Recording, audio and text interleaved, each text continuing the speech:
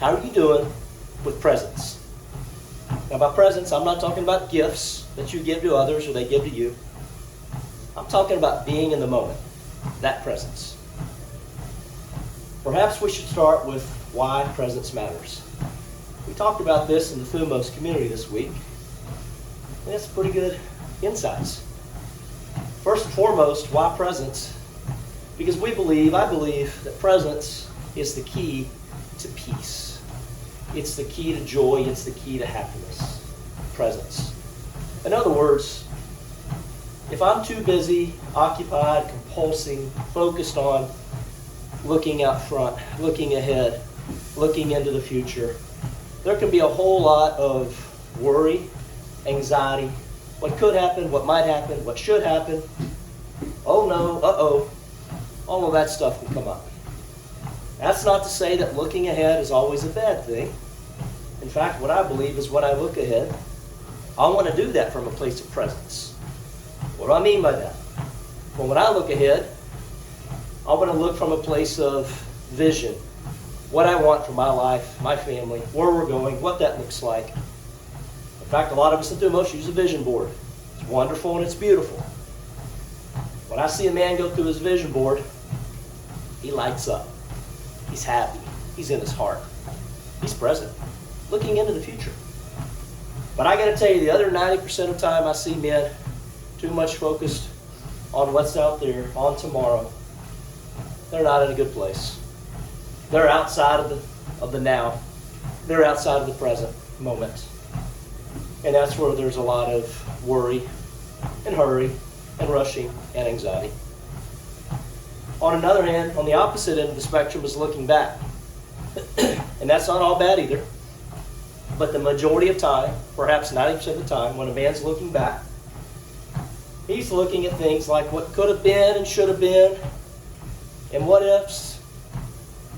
The problem with that is it can easily get to regret. And deeper than that can get you to shame. Not a good place to live. I don't think there's anything at all wrong with looking back. In fact, I love it. I do that purposely 2 weeks out of every year. Do that in December, to be specific. I reflect. But again, I'm trying to do this from a place of presence. I'm reflecting on, actually I use my journal for it, what happened in my life, what were the major milestones, what were the challenges and roadblocks that I had. Look at how God was working in my life. I can see that when I look back on my journal, into my journal. So from that standpoint, I love looking back. I love reflecting. But I got to tell you, I see a lot of guys, the majority of the time, looking back with could-haves and should-haves.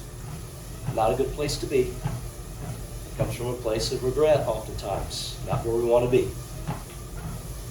So brothers, I just find a whole lot of value in being in the moment, the right here, the right now. That's where life happens.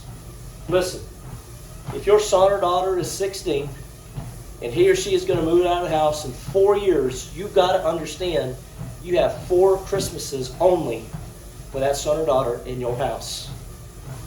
4. That's a huge reason to be present, to be in the moment. You ever look back at photos and videos that pull up on your phone to show you 8 years ago? Man, if I could go back to Katy, Texas, in this case, 11, 12 years ago, some of those times we thought were so hard. Maybe they were, maybe they weren't. But man, if I could just go back knowing what I know now, just for one day, just to be in that moment, or even 1 hour, just to be in that moment, what would I tell myself? Here's what I tell myself. Quit worrying about shit. It's all going to be okay. Be right here, right now. Listen to my kids. Be present for my kids and other people like my life depends on it. Be fully in the moment. Because that's where the joy is. That's where the peace is. So brothers, I'll leave you with a few tactics and tips. Things that we shared in our group this week about being more present. But really the word that comes up, the hinge for presence, is connection. I used to think they were pretty much one and the same. Now I think they're very similar. I do think that one leads to another, and I think they're very, very similar. But here's the way I look at it.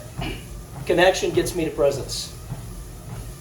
So, for example, every morning when I get up, I have that black coffee.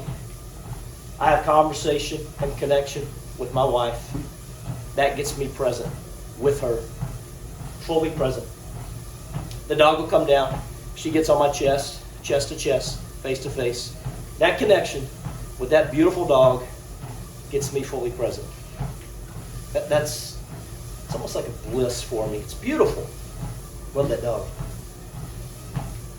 I can stare out into nature like I'm doing now on this treadmill and look at the beautiful woods, the swimming pool in the backyard. That connection, in this case with nature, gets me present. When I'm present, I'm not out there, what might happen. I'm not behind myself, what could have and should have happened. That is what it is. I'm right here, right now.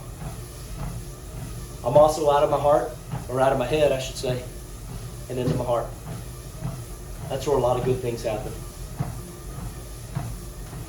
Brothers, when it comes to presence, I guess probably the utmost authority, at least in my opinion, the guy to go listen to, go study, go read his books, it's Eckhart Tolle. Eckhart Tolle is the master of presence. I got to slow down just to listen to him. I'm tempted to fast forward his stuff, or at least speed up through it in playback speed. But really, I need to slow down. I need to be present as I listen to him. But what I find is when I spend time with Tolle, I get into the present. I get into the here and into the now, into the moment. So if you want someone to go study, go listen to, go spend some time with Tolle. If you're a Christian man, it's only going to help you. It's only going to help you. The Bible says what? Be still and know that I am God. What's that mean? Be still. Present. Being in the moment. Appreciate y'all. Please be sure to like, subscribe. We'll keep this content coming. Take care.